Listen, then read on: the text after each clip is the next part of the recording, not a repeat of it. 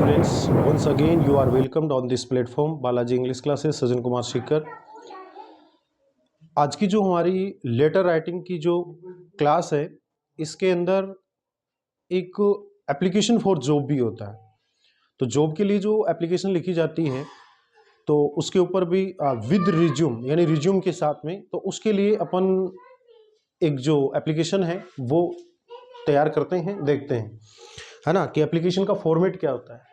तो सपोज कीजिए न्यूज़पेपर है, उसके अंदर एक एडवर्टाइजमेंट आया,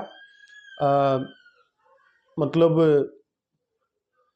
for the post of lecturer in English, यानी इंग्लिश के लेक्चरर के लिए रिक्वायरमेंट है किसी स्कूल के अंदर, उसके लिए एक एडवर्टाइजमेंट आया।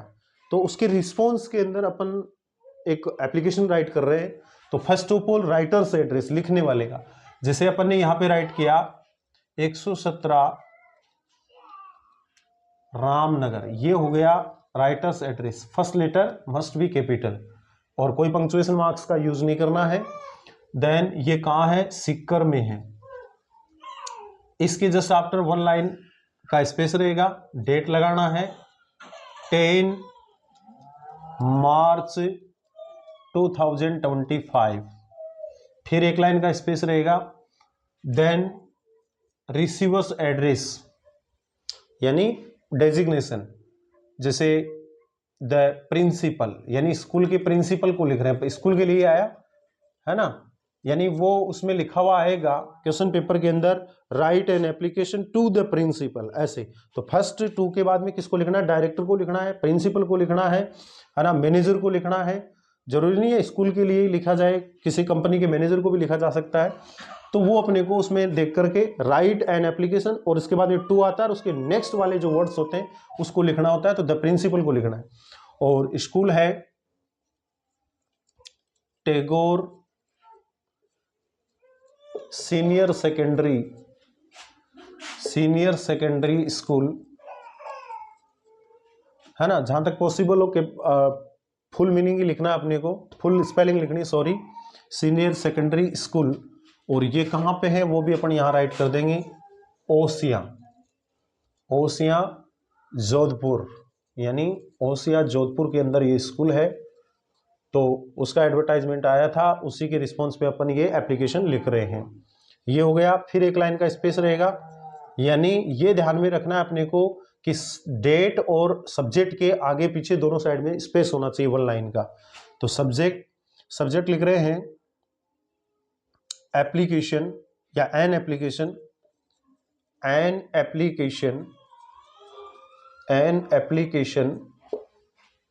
फॉर द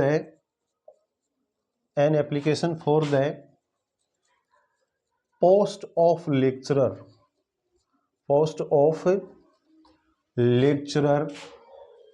इन इंग्लिश, यानी इंग्लिश के लेक्चरर की पोस्ट के लिए, लेक्चरर यानी व्याख्याता, लेक्चरर के पोस्ट के लिए एक एप्लीकेशन है। उसके लिए एप्लीकेशन यानी होता है प्रार्थना पत्र, यानी अपन प्रार्थना पत्र कर रहे हैं, आवेदन पत्र कर रहे हैं, आवेदन पत्र है, आवेदन कर रहे हैं, ठीक है। तो ये अपना सब्जेक्ट हो गया, क्योंकि उसमें लिखा हुआ होता है write an application to the principal, to दूसरे वाले टू के बाद में सब्जेक्ट होता है an application for the post of lecturer in English, यानी अंग्रेजी के व्याख्याता के पोस्ट के लिए आवेदन हेतु, ठीक है। अब सर लगाएंगे, सर या मैडम, प्रिंसिपल सर है या मैडम, ये राइट किया, जैसा कि अपन पहले भी एप्लीकेशन स्टार्टिंग से पढ़ते ही आ रहे हैं, सर। इसके बाद में ऐसे जो एप्लीकेशन फॉर जॉब होती है उनकी स्टार्टिंग कुछ हटके होती है। वो पहले वाला जो हमारा मेथड था, most respectfully I beg to say that, है ना, करने को उससे भी कर सकते हैं, लेकिन उससे चेंज हट करके, है ना, इसकी स्टार्टिंग ऐसे होगी, this is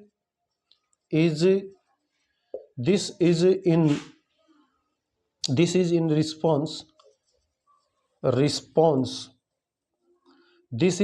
response, this means यह है, यह क्या, ये एप्लीकेशन, इज मीन्स है, इन रिस्पॉन्स यानी होता है प्रति उत्तर में, यानी उत्तर की आपने क्वेश्चन किया था उसके उत्तर में हम कर रहे हैं। दिस इज इन, है ना, दिस इज इन रिस्पॉन्स या this is in your response, है ना, this is in your response, this is in response. अब रिस्पॉन्स किसका दे रहे हैं, to your advertisement, to your advertisement to your advertisement in Rajasthan Patrika, इन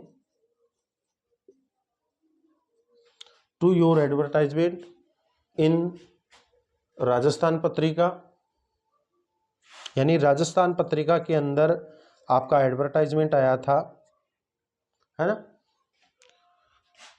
राजस्थान पत्रिका ऑन, या फिर ऑन लगा करके लिख सकते हो, या डेटेड लिख सकते हो। डेटेड यानी जो डेट बीत गई पहले, डेटेड। अब कितनी डेट को आया था, यानी अपन 10 मार्च को इसको राइट कर रहे हैं, तो इसका मतलब पहले आया ये तो डेटेड 5 मार्च, है ना, डेटेड 5 मार्च। अब किसके लिए आया था, फॉर द पोस्ट ऑफ, अब वही हमारा सब्जेक्ट इसके साथ में ऐड कर देंगे, for the post of lecturer, है ना। लेक्चरर की जरूरत नहीं है, for the post of cashier, for the post of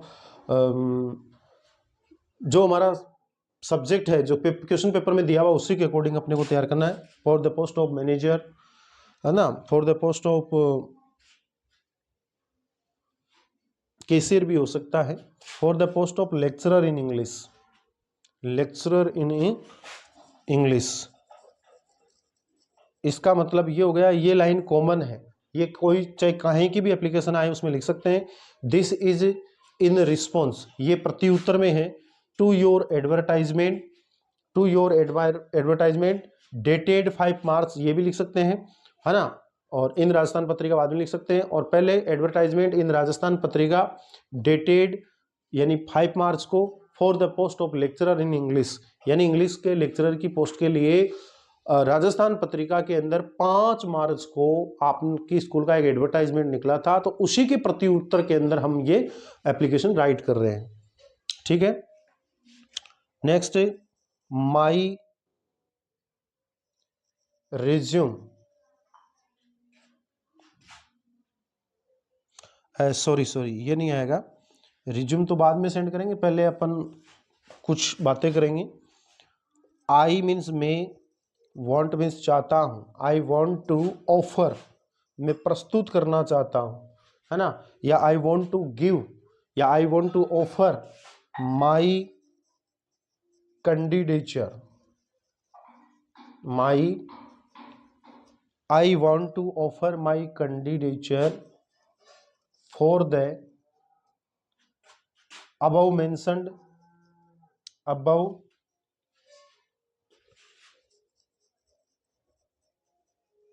mentioned post, या फिर the same post, for the same post, दोनों में से कोई एक अपन राइट कर देंगे। आई वांट, मैं चाहता हूं, ऑफर यानी प्रस्तुत करना, माई यानी मेरी, कैंडिडेचर मीन्स होता है अभ्यर्थना, for the above mentioned post, above यानी ऊपर, मेंशन्ड यानी उल्लेखित, यानी जिसका ऊपर उल्लेख किया गया है उस पोस्ट के लिए। कौन सी पोस्ट का उल्लेख किया गया है, post of lecturer in English, above mentioned post, है ना, या फिर फॉर द सेम पोस्ट, यानी उस पोस्ट के लिए मैं मेरी जो कैंडिडेचर है, अभ्यर्थना, उसको प्रस्तुत करना चाहता हूं, या I want to give my service, मेरी सेवा देना चाहता हूं।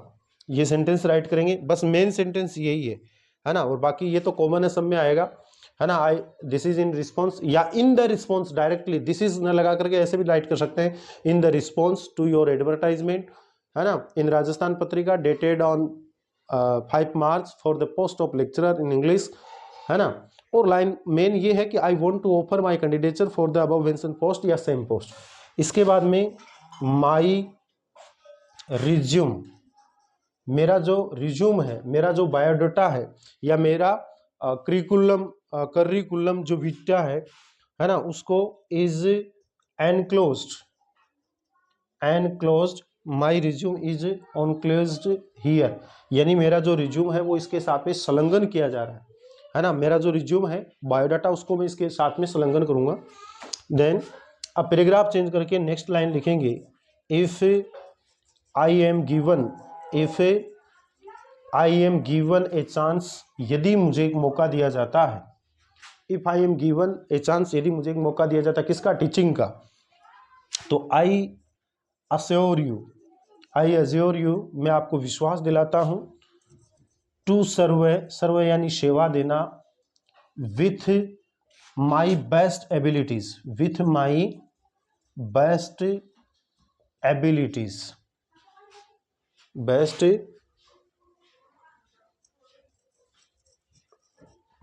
एबिलिटीज। इसका अर्थ हो जाएगा आई अश्योर, मैं आपको विश्वास दिलाता हूं या आश्वस्त करता हूं, टू सर्व सेवा देना, विथ माई बेस्ट एबिलिटीज यानी मेरी जो जितना अच्छा हो सके उन एबिलिटीज यानी उन योग्यता के साथ में मैं सेवा देने का आपको विश्वास दिलाता हूं यदि मुझे एक मौका दिया जाता है तो। ठीक है, ये सेंटेंस हो गया। फिर इसमें भी अपन एक्सपेक्टिंग, इसमें वो we are disturbed with this problem वो नहीं राइट करेंगे, है ना। इसमें होगा एक्सपेक्टिंग क्विक या इमीडिएट एक्शन, यानी इमीडिएट एक्शन की आशा करते हुए। और योवर्स, अब इसमें अपन ये देख रहे हैं कि ये तो प्रिंसिपल को तो लिख रहे हैं तो इसमें ओबीडिएंट लिया जाएगा, नहीं। जब प्रिंसिपल को स्टूडेंट लिखता है तो ओबीडिएंटली होता है, लेकिन यहाँ पे कर्मचारी है, एक एम्प्लॉय है, तो वहां पे एज ए ऑफिसर है तो योवर्स फेथफुली आएगा, योवर्स फेथफुली आएगा। और नीचे अनुराग गुप्ता, ये सारी गुप्ता, ये अपन इसका नेम लिख देंगे। ठीक है, नीचे एनक्लोजर लगा करके, है ना, एनक्लोजर लगा करके, और एनक्लोजर में लिख देंगे रिज्यूम, यानी इसका नीचे रिज्यूम भी बनाना होगा। एनक्लोजर यानी संलग्न, क्या संलग्न कर रहे हो, रिज्यूम। तो रिज्यूम कैसे बनाते हैं इसके लिए मैं आपको बताऊं। सबसे पहले एक बॉक्स बनाएंगे, इस बॉक्स में ऊपर ही ऊपर रिज्यूम नेम लिखेंगे, RESUME, ये रिज्यूम हो गया। अब रिज्यूम के अंदर क्या होता है, सबसे पहले अपना नेम लिखेंगे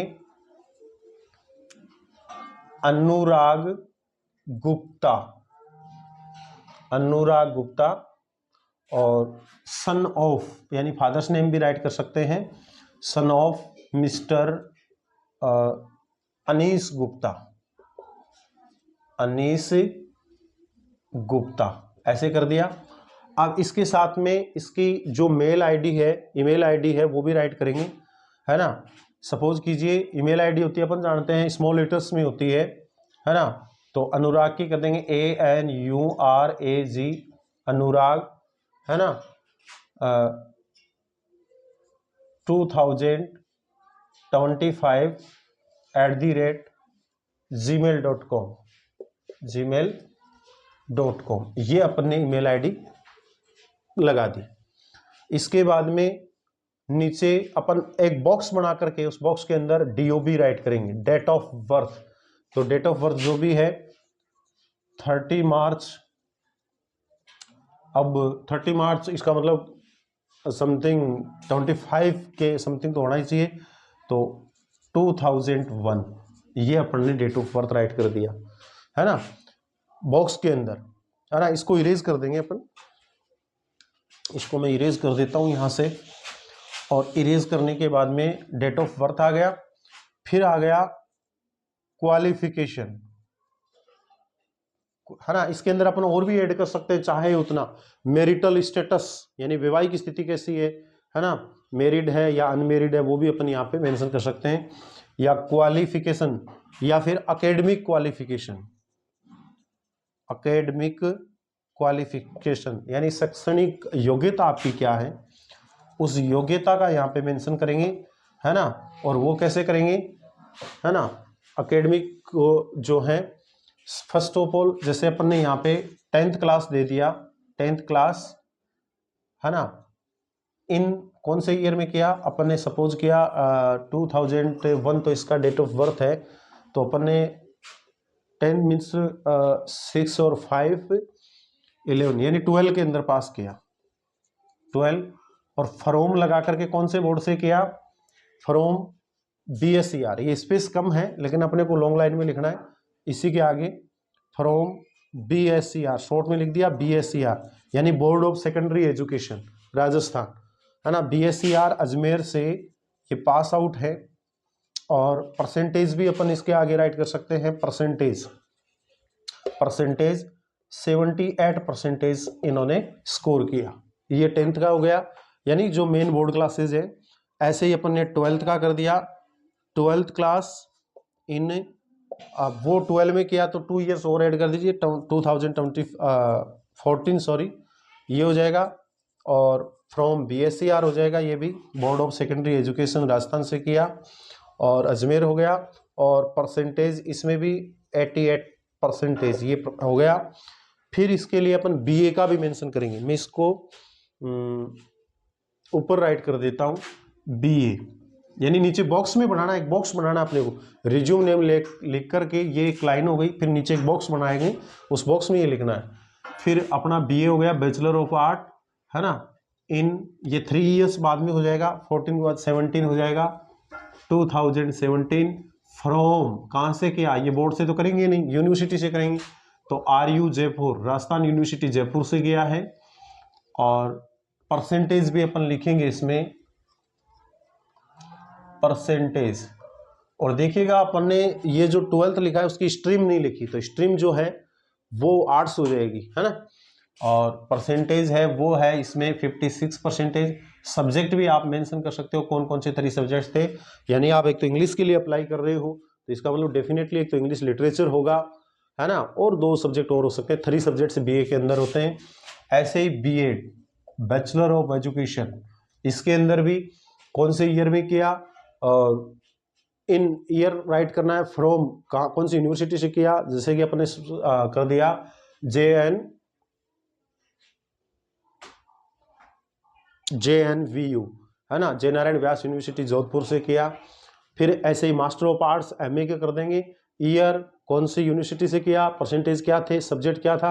तो डेफिनेटली जब इंग्लिश के लिए अप्लाई कर रहे हैं तो definitely master of art MA जो है वो इंग्लिश लिटरेचर में होगा, तो ये हमारी एकेडमिक क्वालिफिकेशन हो जाएगी, है ना। और नीचे फिर एक्सपीरियंस का भी मेंशन करना होगा, है ना, एक्सपीरियंस, है ना। मैं इसी को इरेज कर देता हूँ। एक्सपीरियंस यानी जब आप अप्लाई कर रहे हो तो आपको एक्सपीरियंस भी होना चाहिए टीचिंग का, तो एक्सपीरियंस यानी अनुभव कितना है, तो अपन कर देंगे 10 ईयर्स एक्सपीरियंस ऑफ टीचिंग, यानी पढ़ाने का 10 ईयर का आपको एक्सपीरियंस है, टीचिंग है वो, है ना। बताना चाहो तो आप नेम ऑफ प्लेस भी बता सकते हो कहाँ का है, ठीक है। इसके बाद में आप अपनी हॉबी भी बता सकते हो, अभिरुचि किस चीज़ में है, तो आपने बता दिया जैसे सिंगिंग है ना, सिंगिंग है, डांसिंग है, रीडिंग है, लाइक दैट, ये सारी अपनी हॉबीज बता देंगे, है ना। और अदर कोई डिप्लोमा वगैरह है आपके पास में तो वो आप बता सकते हो, और बॉक्स को बंद कर देंगे। रेज्यूम को नीचे राइट करते हैं, तो रेज्यूम अलग होता है, उसके मार्क्स अलग डिसाइड होते हैं, और ये जो एप्लीकेशन होती है इसके अलग होते हैं। तो ये था अपना N application for the post of lecturer, या एप्लीकेशन फॉर जॉब के लिए जब अप्लाई करना होता है तो ऐसे एप्लीकेशन राइट करते हैं, फिर रेज्यूम को यूं तैयार करते हैं। यानी आप चाहो तो अपना नेम लिख दो, फादर्स नेम लिख दो, DOB लिख दो, मेल ID लिख दो, है ना। फिर आपका एकेडमिक क्वालिफिकेशन क्या है, एक्सपीरियंस क्या है, OB क्या है, और बॉक्स में क्लोज कर दो। तो वेरी इजीली ये जो मार्क्स है ये अपन स्कोर कर सकते हैं। और आज की क्लास में बस इतना ही। That's all, thank you very much.